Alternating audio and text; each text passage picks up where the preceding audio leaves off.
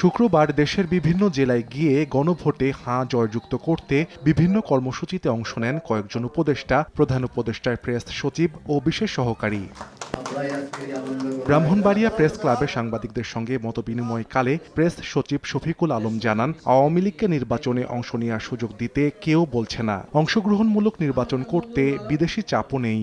এর আগে আখাউড়ায় একটি মাজার পরিদর্শন করেন শফিকুল আলম। সেখানে আগামীতে শেখ হাসিনার মতো দানব তৈরি ঠেকাতে হাঁ ভোট দেওয়ার আহ্বান জানান প্রধান উপদেষ্টার প্রেস সচিব। সমস্ত সংস্কার, যে সংস্কার দিয়ে আপনি দেশে অপশাসন দূর করতে পারবেন, দেশে যাতে স্বৈরাচার আবার ফিরে না আসতে পারে সেটা দূর করতে পারবেন। এই যে সংস্কারের যে সমষ্টি, এই সংস্কারের সবগুলো নিয়েই একটা প্যাকেজ আকারে এই গণভোট হচ্ছে এবং আমরা সবাইকে বলছি যে আপনারা হাঁ ভোট দেন, যাতে দেশে আর অপশাসন ফিরে না আসে, দেশে যাতে স্বৈরাচার ফিরে না আসে, যাতে দেশে হাসিনা শাহির মতো একটা দৈত্য দানব না হয়, যাতে আপনার অধিকার কেড়ে না হয়। বান্দরবানে স্থানীয় সরকার উপদেষ্টা আদিলুর রহমান খান বলেন, গণভোটের মাধ্যমে প্রতিফলিত হবে জনগণের মতামত। খাগড়াছড়িতে পার্বত্য চট্টগ্রাম বিষয়ক মন্ত্রণালয়ের উপদেষ্টা সুপ্রদীপ চাকমা বলেন, দেশ ও জাতির কল্যাণে সবার উচিত হাঁ ভোট দেয়া।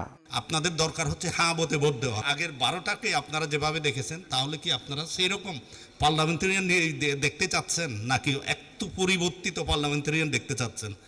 এগুলি এই কারণে আমাদের এই ভোটের আয়োজন। বাংলাদেশের জনগণ 12ই ফেব্রুয়ারি গণভোটের পক্ষে অবস্থান নিয়ে এবং তাদের পছন্দের জনপ্রতিনিধি নির্বাচন করে বাংলাদেশের ভবিষ্যৎ নির্ধারণ করে দেবে। সিলেট জেলা তথ্য অফিসে আয়োজিত উঠান বৈঠকে মুক্তিযুদ্ধ বিষয়ক উপদেষ্টা ফারুকী আজম বলেন, গণভোটের ইতিবাচক ফলাফলই নির্ধারণ করবে আগামীর বাংলাদেশের ভবিষ্যৎ। খুলনায় মতবিনিময় সভায় প্রধান উপদেষ্টার বিশেষ সহকারী ফয়েজ আহমেদ তৈয়ব বলেন, গণভোটের ক্ষেত্রে হাঁ এর পক্ষে সরকার। সংস্কারের ম্যান্ডেটের উত্তরাধিকার প্রশ্নে এসেছে, সেজন্য সরকারকে হাঁ প্রশ্নেই নাগরিককে সচেতন করতে হবে। রাষ্ট্র পরিবর্তনের জন্য তাদেরকে দায়বদ্ধ করার জন্য যে জুলাই সনদ তৈরি হয়েছে, এই জুলাই সনদে আপনারা হাঁ ভোট দেবেন। সিরাজগঞ্জ জেলা প্রশাসন আয়োজিত গণভোটের প্রচারে অংশ নিয়ে অর্থ উপদেষ্টা সালেহউদ্দিন আহমেদ বলেন, হাঁ ও না ভোটের মাধ্যমে তৈরি হবে নতুন ব্যবস্থাপনা।